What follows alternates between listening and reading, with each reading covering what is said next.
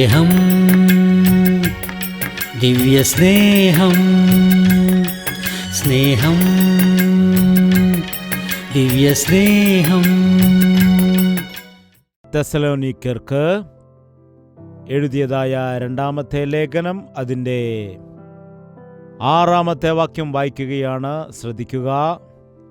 കർത്താവായ യേശു തൻ്റെ ശക്തിയുള്ള ദൂതന്മാരുമായി സ്വർഗത്തിൽ നിന്ന് അഗ്നിജ്വാലയിൽ പ്രത്യക്ഷനായി ദൈവത്തെ അറിയാത്തവർക്കും നമ്മുടെ കർത്താവായ യേശുവിൻ്റെ സുവിശേഷം അനുസരിക്കാത്തവർക്കും പ്രതികാരം കൊടുക്കുമ്പോൾ നിങ്ങളെ പീഡിപ്പിക്കുന്നവർക്ക് പീഡയും പീഡ അനുഭവിക്കുന്ന നിങ്ങൾക്കു ഞങ്ങളോടുകൂടെ ആശ്വാസവും പകരം നൽകുന്നത് ദൈവസന്നിധിയിൽ നീതിയല്ലോ. കർത്താവായ യേശു തൻ്റെ ശക്തിയുള്ള ദൂതന്മാരുമായി സ്വർഗത്തിൽ നിന്ന് അഗ്നിജ്വാലയിൽ പ്രത്യക്ഷനായി. സ്വർഗത്തിൽ നിന്ന് അവൻ ഇറങ്ങിവരാൻ പോവുകയാണ്. യേശുക്രിസ്തുവിനെ ഇന്നുവരെയും അനേകം വ്യക്തികൾ ബലഹീനനായിട്ട്, ഒരു നിസ്സാരനായിട്ട്, അല്ലെങ്കിൽ ഒരു സാധാരണ വ്യക്തിയായിട്ട്, അല്ലെങ്കിൽ സാധാരണ മറ്റു ദൈവങ്ങളുടെ കൂട്ടത്തിൽ ഒരു ദൈവമായിട്ട് പലരും കാണുന്നുണ്ട്. എന്നാൽ മരണത്തെ ജയിച്ച് ഉയർത്തെഴുന്നേറ്റ് സ്വർഗത്തിലേക്ക് കയറിപ്പോയതായ കർത്താവ് വേഗത്തിൽ, അതിവേഗത്തിൽ തൻ്റെ മഹത്വത്തോടുകൂടി ദൈവത്തിൻ്റെ ദൂതന്മാരുമായിട്ട് അവൻ അഗ്നിജ്വാലയിൽ പ്രത്യക്ഷനാകാൻ പോവുകയാണ്. ക്രിസ്ത്യാനിത്വത്തിൻ്റെ പ്രത്യാശ എന്താണെന്ന് വെച്ചാൽ, കർത്താവ് വീണ്ടും വരും. അവൻ നമുക്ക് പ്രതിഫലം നൽകും. യേശുക്രിസ്തുവിൽ വിശ്വാസമർപ്പിച്ചിരിക്കുന്ന ഒരു വ്യക്തി ഈ ലോകത്തെയും ലോകത്തിൻ്റെ മോഹങ്ങളെയും ത്യജിച്ച് തൻ്റെ ശരീരത്തെ കീഴ്പ്പെടുത്തിക്കൊണ്ട് നിന്ന വന്നാലും, കഷ്ടത വന്നാലും, അപമാനം വന്നാലും, ബുദ്ധിമുട്ട് വന്നാലും അല്പം പോലും പിന്മാറിപ്പോകാതെ ഈ ലോകത്തിൽ ജീവിക്കുന്നതിൻ്റെ കാരണം എന്താണ്? എൻ്റെ കർത്താവ് വരും, എനിക്ക് പ്രത്യാശയുണ്ട്, അവനെനിക്ക് പ്രതിഫലം നൽകുമെന്ന പ്രത്യാശ. ഈ ലോകത്തിലുള്ള ആളുകളുടെ രീതി എന്താണ്? ഇത് ഞാൻ തന്നാൽ നീ എനിക്ക് എന്തു നൽകും? അപ്പോൾ തന്നെ സെറ്റിൽമെൻറ്റ് ചെയ്യണമെന്നാണ്. എന്ന ഉദ്ദേശത്തോടുകൂടി പ്രതിഫലത്തിനു വേണ്ടി മാത്രം പ്രവർത്തിക്കുന്നതായ ആളുകളാണ് ഇവിടെ ഉള്ളത്. ഈ ലോകം മുഴുവനും എന്ത് ജോലി ചെയ്താലും, എന്ത് പ്രവൃത്തി ചെയ്താലും എന്ത് പ്രതിഫലം കിട്ടുമെന്ന ആശയാണുള്ളത്. എന്തു പ്രവൃത്തി ചെയ്താലും, ഏതു കാര്യം ചെയ്താലും എനിക്കെന്തു ലഭിക്കും, എനിക്കെന്ത് ലാഭമുണ്ടാകും എന്ന രീതിയിൽ ചെയ്യുന്നു. പ്രതിഫലമുണ്ടെങ്കിൽ ചെയ്യും, അല്ലെങ്കിൽ അവർ ആ പ്രവൃത്തി ചെയ്യുവാൻ ഇടയാവുകയില്ല. എന്നാൽ എന്താണ്? ഈ ലോകത്തിൽ ദൈവത്തിൻ്റെ പ്രതിഫലം ആശിക്കുന്ന ഒരു വ്യക്തി, ഈ ലോകത്തിൽ പ്രതിഫലം ആശിച്ചുകൊണ്ട് ദൈവത്തിന് വേണ്ടി ചെയ്യുന്നതായ, ദൈവത്തിൻ്റെ വേല ചെയ്യുന്നതായ, ദൈവത്തിൻ്റെ പ്രവൃത്തി ചെയ്യുന്ന, ദൈവത്തെ ആരാധിക്കുന്ന ഒരു വ്യക്തി, ദൈവത്തിന് വേണ്ടി കൊടുക്കുന്ന ഒരു വ്യക്തി, ദൈവത്തിന് വേണ്ടി നിൽക്കുന്നതായ ഒരു വ്യക്തി, ദൈവത്തിൻ്റെ വേല ഞാൻ ചെയ്യാം എന്ന് പറയുന്ന ഒരു വ്യക്തി എന്തെങ്കിലും ലാഭം പ്രതീക്ഷിച്ച് ചെയ്യുകയാണ് എങ്കിൽ ഏതു ഡിഗ്രി കൊടുക്കണമെന്നാണ് ആഗ്രഹിക്കുന്നത്? പരമദരിദ്രൻ എന്നിടാൻ കഴിയുമോ? ഭാഗ്യവാൻ എന്നിടണമെന്നോ? ദുഷ്ടനെന്നിടാൻ കഴിയുമോ? എന്നാൽ ഈ കാലത്തുള്ള അനേകം ആളുകളും ഈ ഡിഗ്രിയാണ് ആഗ്രഹിക്കുന്നത്. എൻ്റെ കർത്താവ് വരാനിടയാകും, എനിക്ക് പ്രതിഫലം നൽകും, ഞാൻ ചെയ്ത സകല പ്രവൃത്തിക്കും എനിക്ക് പ്രതിഫലം നൽകും. മനുഷ്യർ എന്നെ കണ്ടാലും കണ്ടില്ലെങ്കിലും, മനുഷ്യർ എനിക്ക് സ്നേഹം തന്നാലും തന്നില്ലെങ്കിലും, മനുഷ്യർ എന്നെ ഓർത്താലും ഓർത്തില്ലെങ്കിലും, മനുഷ്യർ എന്നെ നിന്ദിച്ചാലും, ഞാൻ സഹായം ചെയ്തതിന് പകരമായിട്ട് മനുഷ്യർ എനിക്ക് ദോഷം പ്രവർത്തിച്ചാലും, ഞാൻ അവരെ സ്നേഹിച്ചിട്ടും എനിക്ക് ശത്രുത പകരം നൽകിയാലും ഞാൻ ഭയപ്പെടുന്നില്ല, സങ്കടപ്പെടുന്നില്ല. കാരണം എൻ്റെ ദൈവം അവൻ എന്നെ കാണുന്നുണ്ട്, അവൻ എന്നെ ഓർക്കും എന്ന് പറയുന്ന വ്യക്തിയുടെ ജീവിതം അനുഗ്രഹീതകരമാകും. മനുഷ്യരെ ഏതെങ്കിലും രീതിയിലൊന്ന് സന്തോഷിപ്പിക്കണം, മനുഷ്യരുടെ പ്രീതി പ്രാപിച്ച് എടുക്കണം.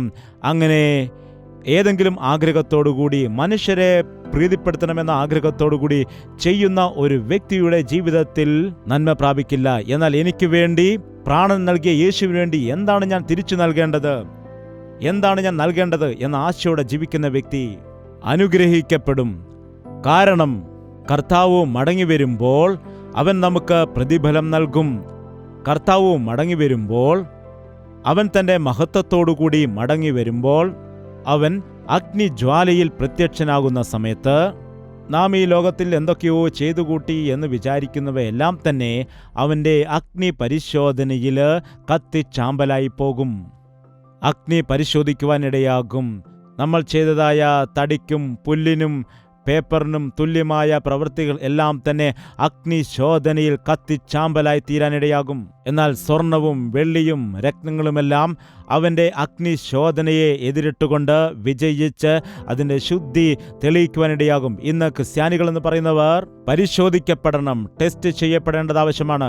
ഞാൻ വലിയൊരു വിശ്വാസിയാണ്, ഞാൻ വലിയൊരു ആത്മീയനാണ്, ഞാൻ ദൈവത്തിൻ്റെ നാമത്തിനു വേണ്ടി അത് ചെയ്തു, ഞാൻ ഇത് ചെയ്തു, ഞാൻ അങ്ങനെ ചെയ്തു, ഇങ്ങനെ ചെയ്തു എന്നൊക്കെ വീമ്പിളക്കുന്നതായ ആളുകൾ ദൈവത്തിന്റെ ദൃഷ്ടിയിൽ എങ്ങനെയുള്ളവരായിരിക്കുന്നു, അവന്റെ അഗ്നിശോധനയിൽ നിലനിൽക്കുന്നവരാണോ എന്ന് പരീക്ഷിച്ചറിയണം. ദൈവം വരുന്നതായ സമയത്ത് എന്തു ചെയ്യും? ദൈവത്തെ അറിയാത്തവർക്ക്, നമ്മുടെ കർത്താവായ യേശുക്രിസ്തുവിന്റെ സുവിശേഷത്തെ അനുസരിക്കാത്തവർക്ക് പ്രതികാരം ചെയ്യാനിടയാകും. ദൈവത്തെ അറിയാത്തവർക്കും ദൈവത്തെ അറിയാമായിരുന്നിട്ടും സുവിശേഷത്തിന് അനുസരണം കാട്ടാത്തവർക്കും. ദൈവത്തെ അറിയാത്തവർ എന്ന് പറയുമ്പോൾ യേശുക്രിസ്തുവിനെ കുറിച്ച് അറിയാത്ത ആളുകൾ. സുവിശേഷം അനുസരിക്കാത്തവർ എന്ന് പറയുമ്പോൾ യേശുക്രിസ്തുവിനെ അറിയാമായിരുന്നിട്ടും അവന്റെ നാമത്തെ അംഗീകരിച്ചിട്ട് അവനിൽ വിശ്വസിക്കുന്നു എന്ന് പറഞ്ഞിട്ട് അവന്റെ സുവിശേഷത്തെ അനുസരിക്കാത്തവർക്ക് അവൻ പ്രതികാരം ചെയ്യാനിടയാകും. നാം ചെയ്യുന്ന ഓരോ പ്രവൃത്തിക്കും ദൈവത്തിന് കണക്ക് ബോധിപ്പിക്കേണ്ടതാണ് എന്ന രീതിയിലാണ് ജീവിക്കേണ്ടത്. ഈ കാലത്ത് അനേകരുടെയും ആത്മീയത എങ്ങനെയാണെന്ന് വെച്ചാൽ ഇളക്കപ്പെരുപ്പത്തിൻ്റെതാണ്, മറ്റുള്ളവരാൽ ആകർഷിക്കപ്പെടുന്നതാണ്, പ്രതിഫലത്തിന് വേണ്ടിയുള്ളതാണ്. ബൈബിൾ ക്വിസ് 10,000 ക്യാഷ് പ്രൈസ് നൽകാമെന്ന് പറയുകയാണെങ്കിൽ എല്ലാവരും എഴുതും. എന്തിനാണ് എഴുതുന്നത്? 10,000 ക്യാഷ് പ്രൈസിന് വേണ്ടിയാണ്, അല്ലാതെ ദൈവത്തിൻ്റെ വിഷയങ്ങളെക്കുറിച്ച് ബൈബിൾ വായിച്ച് മനസ്സിലാക്കണം എന്ന ആഗ്രഹത്തോടു കൂടിയല്ല. ഇതേ വിഷയത്തെ ദൈവിക വിഷയങ്ങളിലും നമുക്കിന്ന് പലപ്പോഴും കാണുവാൻ കഴിയും. ഇങ്ങനെ തങ്ങൾക്ക് ലഭിക്കുന്നതായ ലാഭത്തെ മാത്രം നോക്കി ദൈവത്തിൻ്റെ വേല ചെയ്യുന്ന ദൈവദാസന്മാരുണ്ട്, അതുപോലെ ദൈവമക്കളുണ്ട്. ഇങ്ങനെയുള്ളവർക്കെല്ലാം കർത്താവ് വരുന്നതായ സമയത്ത് അവൻ പ്രതിഫലം നൽകാനിടയാകും. കർത്താവിൻ്റെ പ്രതിഫലം എന്നത് വളരെ വ്യത്യസ്തമായിരിക്കും. ഒരുപക്ഷെ നീ ചെയ്തതായ ഒരു നല്ല കാര്യത്തിന് പകരമായി ആരെങ്കിലും നിന്നെ നിന്ദിക്കുകയാണെങ്കിൽ നീ എന്താണ് ചെയ്യുന്നത്? കരയുമോ? ഇറങ്ങിപ്പോകുമോ? എന്താണ് ചെയ്യുന്നത്? ഒരുപക്ഷേ നിന്നോട് ആരെങ്കിലും അനീതി ചെയ്താൽ നീ എന്തു ചെയ്യും? ആരെങ്കിലും നിന്നെ ചതിച്ചാൽ എന്തു ചെയ്യും? പക വീട്ടുമോ? വിദ്വേഷം വെച്ചു പുലർത്തുമോ? സാഹചര്യങ്ങൾ സമ്മർദ്ദം ചെലുത്തിയാൽ പാപം ചെയ്യാനിടയാകുമോ? തലകുലുക്കാൻ എളുപ്പമാണ്. എന്നാൽ എന്താണ്? അങ്ങനെയുള്ള സമയത്തും നീ വിശ്വസ്തയോടെ നിൽക്കുകയാണെങ്കിൽ ദൈവം നിന്നെ അനുഗ്രഹിക്കും. ദൈവം പ്രതിഫലം നൽകുവാനും ഇടയാകും.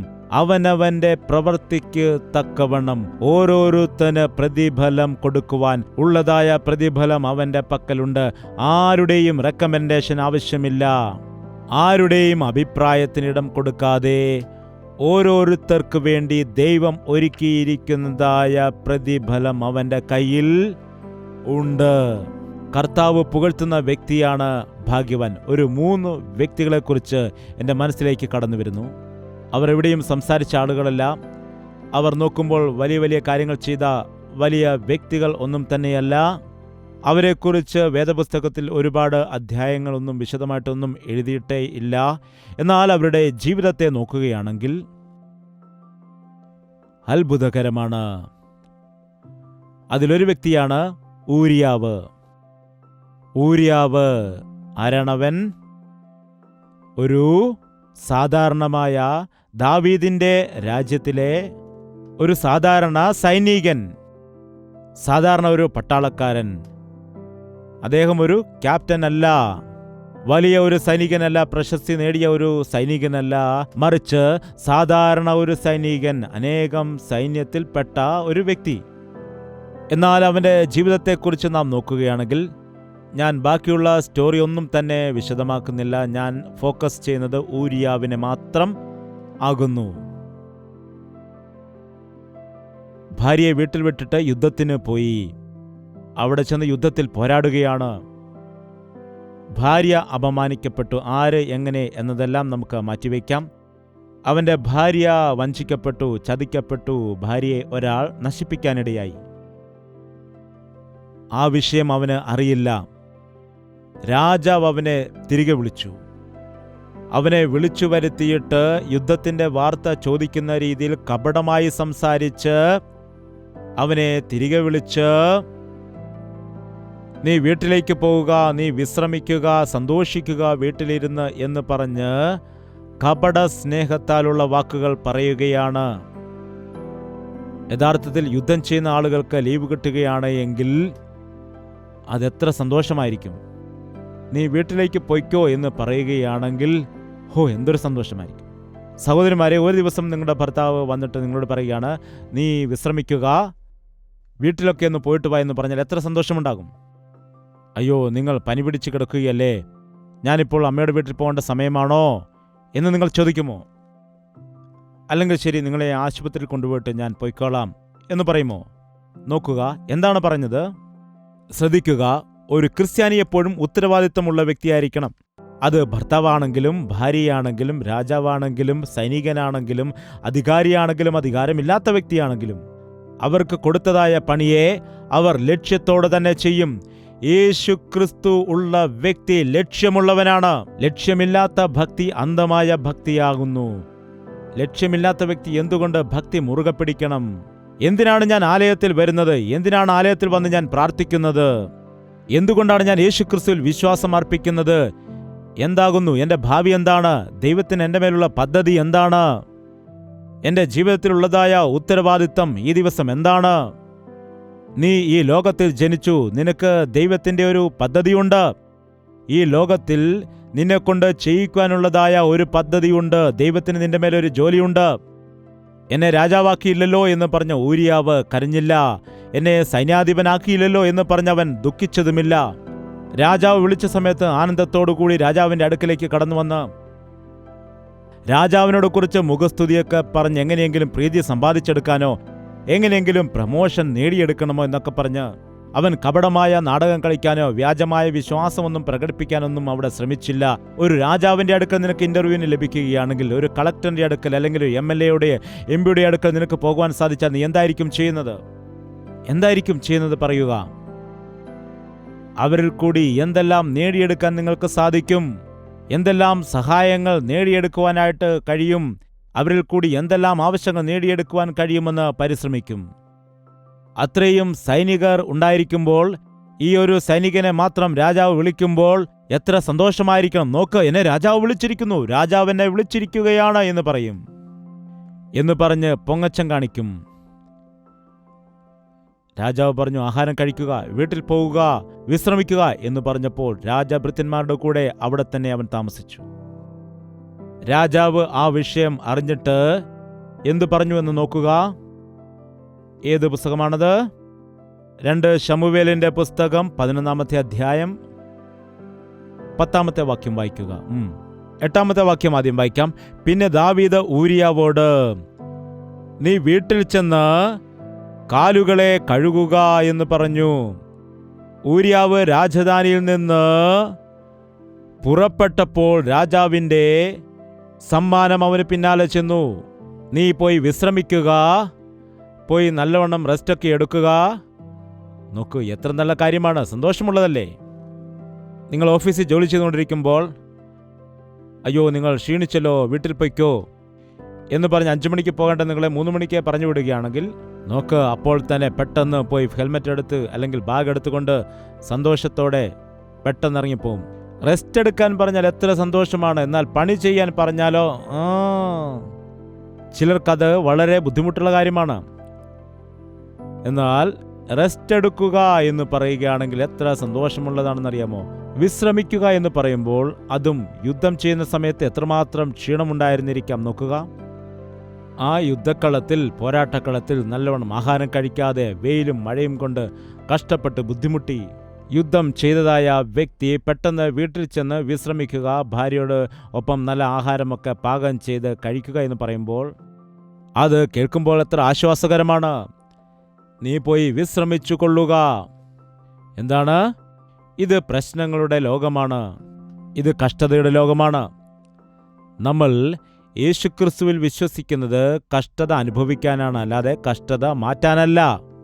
നിങ്ങൾ നോക്കുമ്പോൾ ഞാൻ പറയുന്നത് വളരെ ബുദ്ധിമുട്ടായിട്ട് തോന്നും, ശരിയല്ലേ?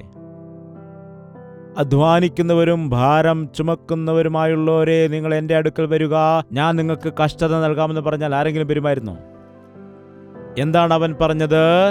ഞാൻ നിങ്ങൾക്ക് ആശ്വാസം നൽകാം.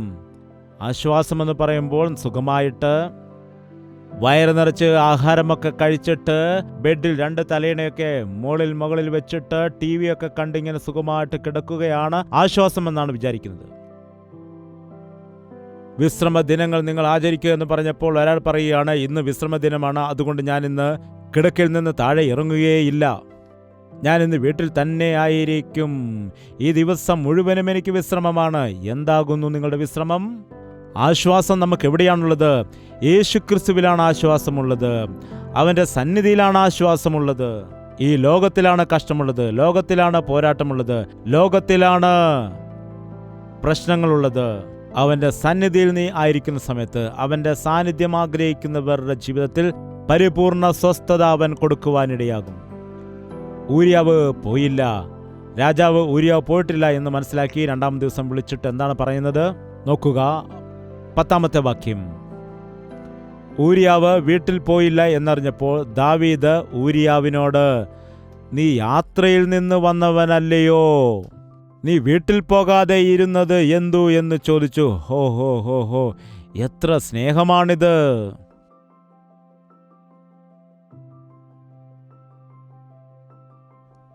ഭക്തന്മാരും ഇടയ്ക്കിടയ്ക്ക് പിശാചിന്റെ വേഷം ധരിക്കാറുണ്ട്, പിശാചിനെ പോലെ സംസാരിക്കാറുണ്ട്.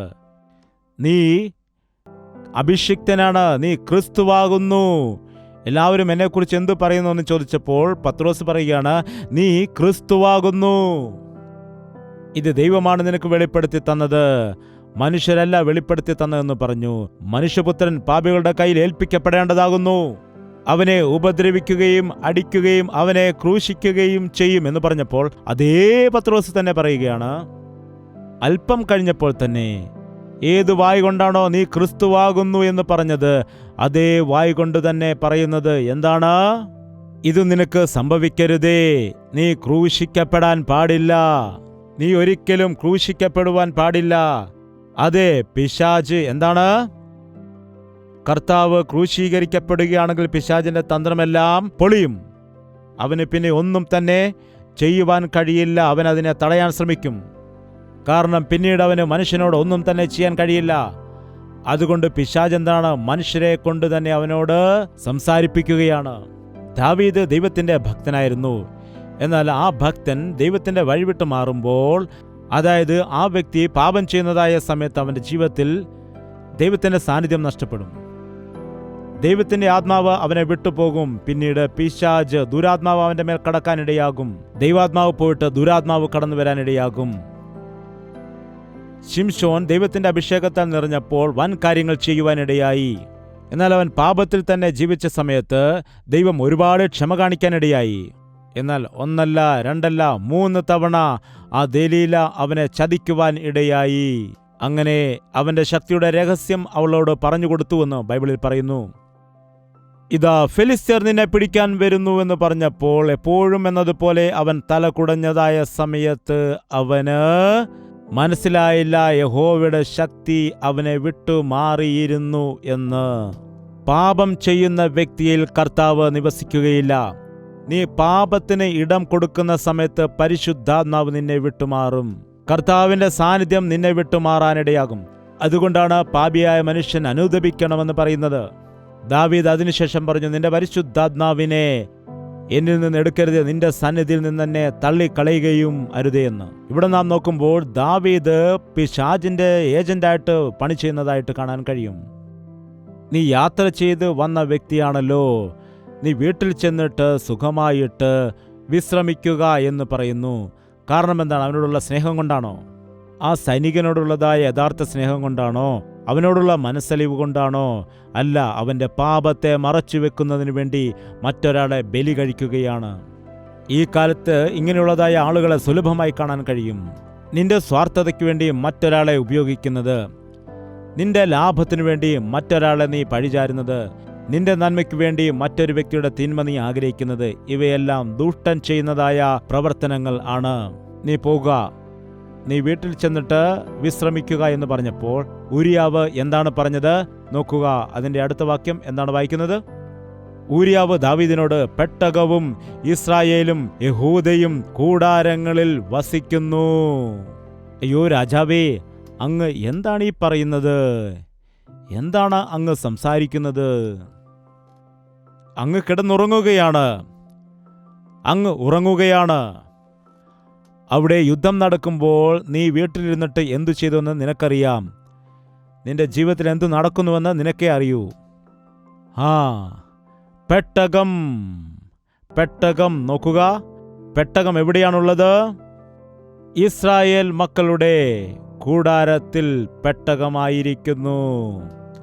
അവിടെ പെട്ടകത്തിനെ കൂടാരത്തിൽ വെച്ചിട്ട് ഇസ്രായേൽ മക്കൾ ശത്രുവിനോട് യുദ്ധം ചെയ്യുകയാണ്.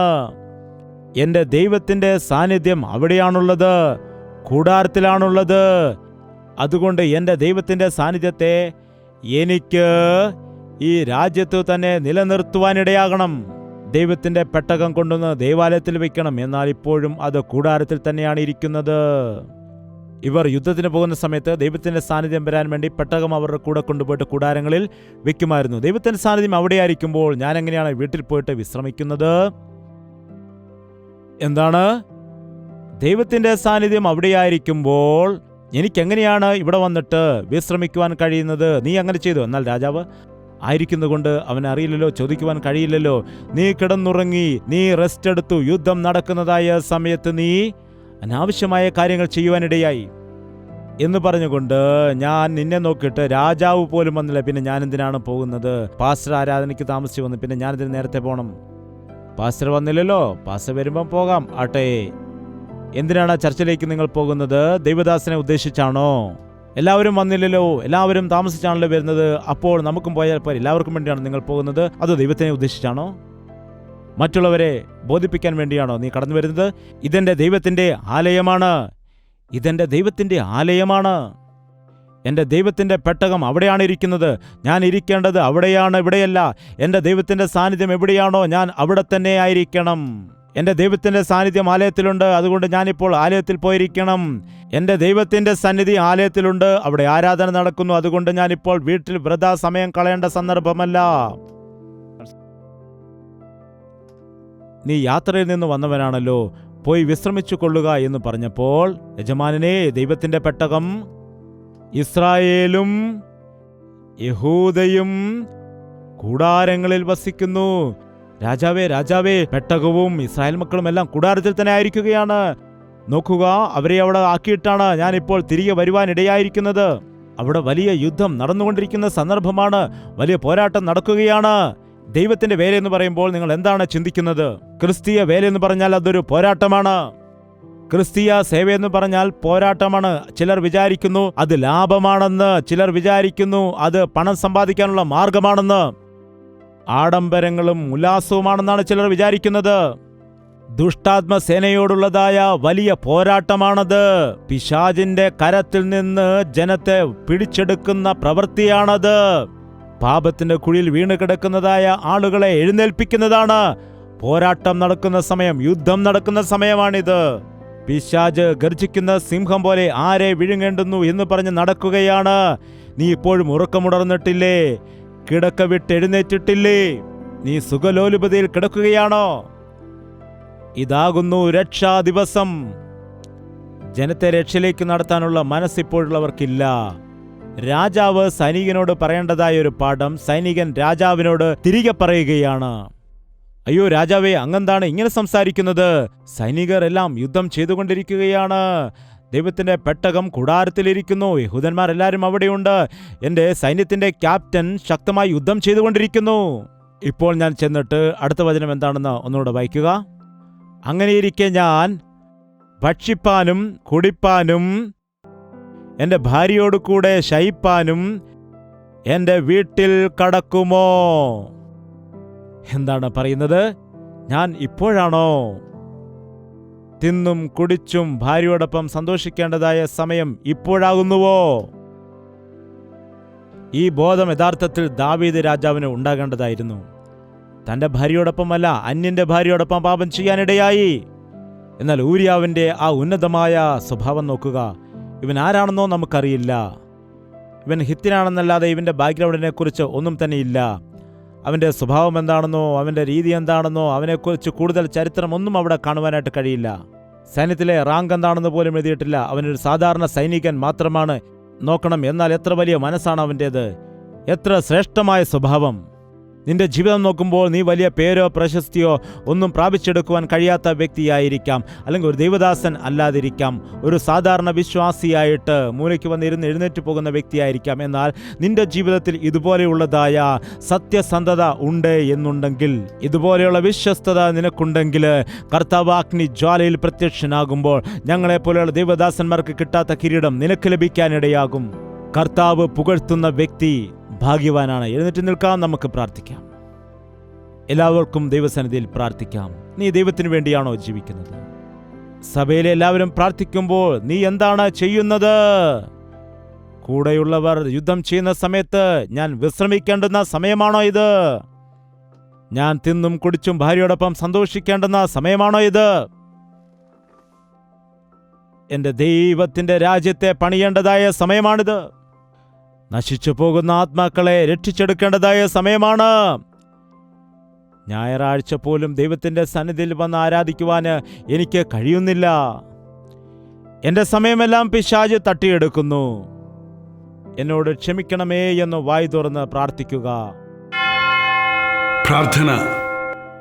പരിശുദ്ധനായ സ്നേഹമുള്ള ഞങ്ങളുടെ പിതാവേ, ഒരിക്കൽ കൂടി ഞങ്ങളെ ദർശിക്കണമേ. ഞങ്ങൾക്ക് വേണ്ടി ഇത്രത്തോളം കഷ്ടത സഹിച്ച യേശുവേ, കഷ്ടത സഹിക്കുന്നത് എങ്ങനെയാണെന്ന് കഷ്ടത അനുഭവിച്ച് കാണിച്ചവനെ, താഴ്മയോടെ ജീവിക്കേണ്ടത് എങ്ങനെയാണെന്ന് താഴ്മയോടെ ജീവിച്ച് തന്നെ ഈ ലോകത്തിന് കാണിച്ചു കൊടുത്തു. വിശുദ്ധിയോടെ ജീവിക്കുന്നത് എങ്ങനെയാണെന്ന് ഈ ലോകത്തിൽ തന്നെ ജീവിച്ച് കാണിച്ചു കൊടുത്തു. ഏതെല്ലാം പരീക്ഷണങ്ങൾ എങ്ങനെയൊക്കെ ജയിക്കണമെന്ന് മനസ്സിലാക്കുവാൻ എല്ലാ പരീക്ഷണങ്ങളെയും നേരിട്ട് നീ ജയിക്കുവാനും ഇടയായി. നിന്റെ കാൽപാദങ്ങളെ പിന്തുടരുവാനുള്ള ഭാഗ്യം ഞങ്ങൾക്ക് നൽകണമേ. ലോകത്തോടൊപ്പം ഞങ്ങളും നശിച്ചു പോകാതെ കർത്താവിൻ്റെ സാക്ഷികളായിട്ട് ഞങ്ങൾക്ക് ജീവിക്കുവാനും, ആവശ്യമെങ്കിൽ കർത്താവിനു വേണ്ടി രക്തസാക്ഷിയാകാനും ഒരുങ്ങുവാനുള്ളതായ ഒരു മനസ്സ് ഞങ്ങൾക്ക് നൽകണമേ. ഈ ലോകത്തിൽ ഞങ്ങൾ എന്തെല്ലാം നേടിയാലും അതൊന്നും ഞങ്ങളുടെ കൂടെ വരില്ല എന്നും, നീ ഞങ്ങൾക്ക് വേണ്ടി നൽകുന്ന പ്രതിഫലം എന്താണോ അത് മാത്രമായിരിക്കും നിത്യമാകുന്നതെന്നും, നീ നൽകുന്ന പ്രതിഫലമാണ് നിത്യമായിരിക്കുന്നതെന്നും മനസ്സിലാക്കി നിന്റെ പ്രസാദത്തിന് വേണ്ടി കാത്തിരിക്കാൻ സഹായിക്കണമേ. ഞങ്ങളുടെ ഹൃദയത്തിൽ ഉണർവിനെ നൽകണമെന്നും യേശുക്രിസ്തുവിന്റെ നാമത്തിൽ അപേക്ഷിക്കുന്നു പിതാവേ, ആമേൻ. യേശുവേ യേശുവേ യേശുവേ യേശുവേ യേശുവേ യേശുവേ യേശുവേ യേശുവേ. നിന്നെ നിന്നെ എന്നും ഞാൻ സേവിക്കും, നീ മാത്രം രാജാവെന്നും. നിന്നെ നിന്നെ എന്നും ഞാൻ സേവിക്കും, നീ മാത്രം രാജാവെന്നും. യേശുവേ യേശുവേ യേശുവേ യേശുവേ യേശുവേ യേശുവേ യേശുവേ യേശുവേ യേശുവേ യേശുവേ യേശുവേ